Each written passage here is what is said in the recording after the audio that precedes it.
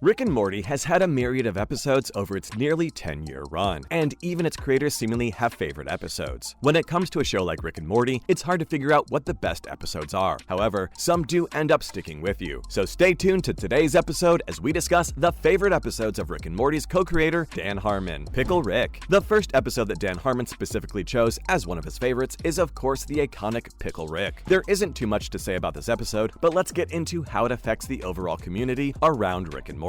The episode itself is super simple. We see Rick turn himself into a pickle to get away from a family meeting. This eventually turns into a completely different storyline, where Rick is trying to get out of the therapy offices whilst being chased. He turns his feeble pickled body and morphs it with very stupid things around the area, eventually becoming a human-like creature that can attack everything in his way. The episode became insanely iconic for a few reasons, and completely warped the fan base and changed it forever. One reason why Pickle Rick became so popular was the one-liner that Rick has earlier in the episode.